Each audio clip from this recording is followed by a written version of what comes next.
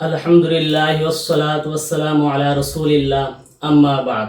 দেশ ও প্রবাস থেকে যে যেখান থেকে দেখছেন সকলকে জানাই পবিত্র মাহে রমজানুল মুবারকের আন্তরিক শুভেচ্ছা ও মোবারকবাদ এবং সকলকে সালাম। আসসালামু আলাইকুম ওয়া রাহমাতুল্লাহি ওয়া বারাকাতুহু।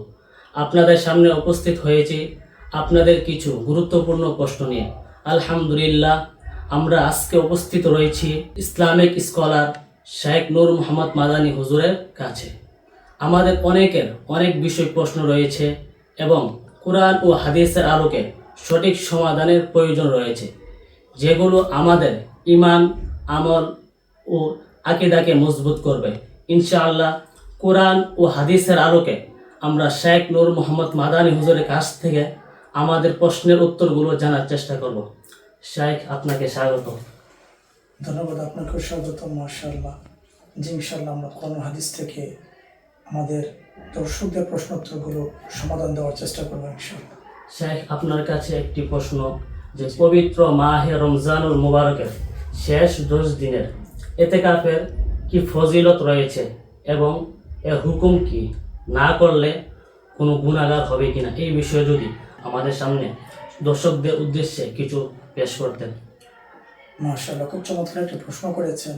মাশাআল্লাহ, আপনি যে প্রশ্নটি করেছেন যে মাহে রমজানের শেষ দশকের এতেকাফ সম্পর্কে, মনে রাখতে হবে এতেকাফ 3 ধরনের। একটি হচ্ছে ওয়াজিব, আরেকটি হচ্ছে সুন্নতে মুআক্কাদা, যেটা রমজানের শেষ দশকে, আরেকটি হচ্ছে নফল এতেকাফ। ওয়াজিব এতেকাফ হচ্ছে মান্যতের এতেকাফ। কোনো ব্যক্তি যদি বলে আমি আল্লাহ তাআলার জন্য অমুক দিনের এতেকাফ করব, মনে রাখতে হবে এতেকাফের শব্দগুলো এতটুকু আওয়াজে বলতে হবে, যদি কোনো সমস্যা না থাকে, কোনো আওয়াজ শুনতে কোনো প্রতিবন্ধকতা না থাকে, যেন সে নিজের কানে শুনতে পায়, তাহলে তখনই মান্যত হবে। তো সেই ক্ষেত্রে তাকে রোজা রাখাটাও শর্ত। দ্বিতীয়ত এতেকাফের যে প্রকার হচ্ছে সুন্নতে মুআক্কাদা, রমজানের শেষ দশকের এতেকাফ। আর এছাড়া যে কোনো সময় আমরা মসজিদে প্রবেশ করব, সেটা হচ্ছে নফল এতেকাফ। আপনি যে প্রশ্নটি করেছেন, বিশেষ করে রমজানুল মুবারক মাসের শেষ দশকের এতেকাফ করা হচ্ছে সুন্নতে মুআক্কাদা আলাল কিফায়া। যদি কোনো শহর থেকে কেউ না করে, তাহলে ওখানে সমস্ত মানুষ এটার তিরস্কারের শিকার হবে, এটার অপরাধের এবং গুনাহের ভাগিদার হবে, গুনাহের উপযুক্ত হবে। এখন এই এতেকাফের ফজিলত কি? আল্লাহ রাসূল সাল্লাল্লাহু আলাইহি ওয়াসাল্লাম এটাকে অত্যন্ত গুরুত্বের সাথে এই এতেকাফকে গোটা জিন্দেগি করেছেন। হুজুর সাল্লাল্লাহু আলাইহি ওয়াসাল্লামের কোনো এক রমজানে হুজুর এতেকাফ করতে পারেন নাই, মদিনা শরীফে ছিলেন না। পরবর্তীতে হুজুর সাল্লাল্লাহু আলাইহি ওয়াসাল্লাম রমজানের তোরে এতেকাফ করেছেন। একটু চিন্তা করেন যে রমজানের শেষ দশকের এতেকাফকে হুজুর কত গুরুত্ব দিয়েছেন। ইমাম জালালউদ্দিন সুয়ুতী রাহমাতুল্লাহ আলাইহি একটি হাদিস শরীফ কোট করেছেন আল জামিউ সগীরের মাঝে। রাসূল করিম সাল্লাল্লাহু আলাইহি ওয়াসাল্লাম বলেন, মান ইয়াতাকাফা ঈমানান ওয়া ইহতিসাবান গুফিরা লাহু মা তাকদ্দামা মিন যামবি। যে ব্যক্তি এতেকাফ করবে ঈমানের ভিত্তিতে এবং সওয়াব হাসিলের উদ্দেশ্যে, আল্লাহ তাআলা তার পূর্বের সমস্ত গুনাহগুলোকে ক্ষমা করেছেন। সুবহানাল্লাহ।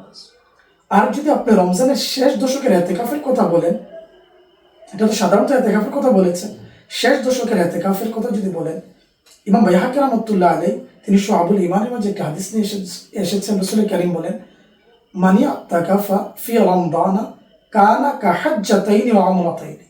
আল্লাহ রাসূল সাল্লাল্লাহু আলাইহি ওয়াসাল্লাম বলেন, যে রমজানে ইতিকাফ করলো সে যেন এমন 2টি হজ এবং 2টি উমরাকারীর নেয়। সুবহানাল্লাহ। আপনি একটু চিন্তা করেন যে আমি বর্তমান সময় যদি কেউ হজ করতে যায়, মিনিমাম 6 থেকে 7 লক্ষ টাকা লাগবে মিনিমাম।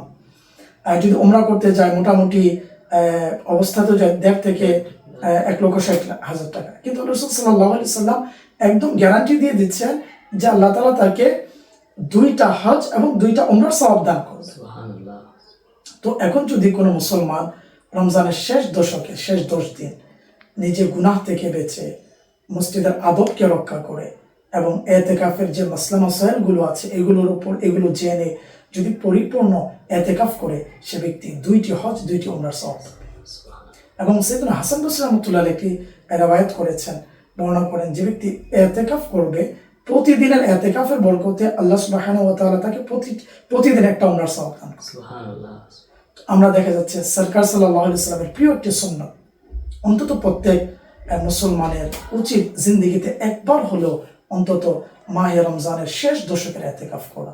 বিশেষ করে লাইলাতুল কদরকে আপনার অনুসন্ধানের সুযোগ হয়ে যাবে। রাসূল কারীমের একটি হাদিস, আমি রমজানের প্রথম দশকে আমি শবে কদরকে তালাশ করেছি, আমি পাইনি, এবং পরের দশকে আমি তালাশ করেছি, আমি পাইনি, কিন্তু আল্লাহ রাসূল বলেন তোমরা শেষের দশকে তালাশ করো।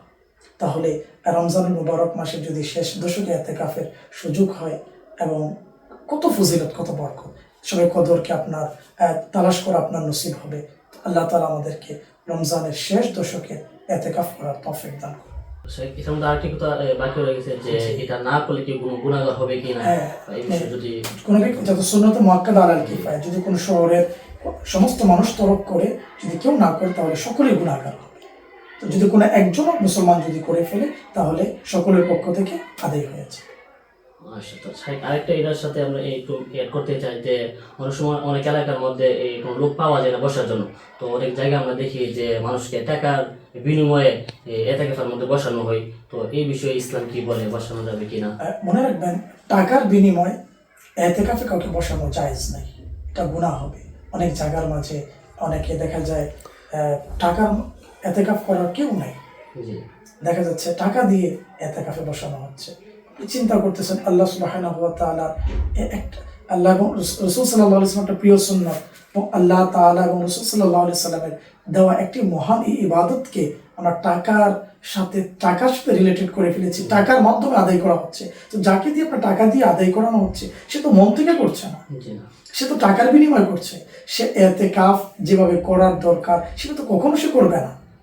তার তো মাথায় ঢুকে আছে, আপনি যখন কাউকে চুক্তি করছেন আপনি 10 দিন এতেকাফ করেন, আপনাকে 10,000 টাকা দিব, 15,000 টাকা দিব, সে চিন্তা করতেছে আমি মসজিদের মাঝে বসে 3 বেলা খাবার খাচ্ছি ফ্রি, যতটুকু পারি টুকটাক ইবাদত করলাম, তার বাকি আর এতেকাফ করার যে একটা গুরুত্ব সেটা তার মাঝে থাকবে না।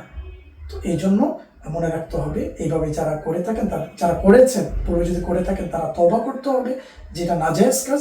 টাকার বিনিময়ে মসজিদে এতেকাফ করানো জায়েজ। মাশাআল্লাহ, বারাকাল্লাহ। শাইখ অনেক চমৎকার করে আপনি আমাদের মাঝে এটা উপস্থাপন করেছেন। আল্লাহ তাআলা আপনার ইলমে, আমলে ও হায়াতের মধ্যে কোটি কোটি বরকত দান করুক। আসসালামু আলাইকুম ওয়া রাহমাতুল্লাহি ওয়া বারাকাতুহু।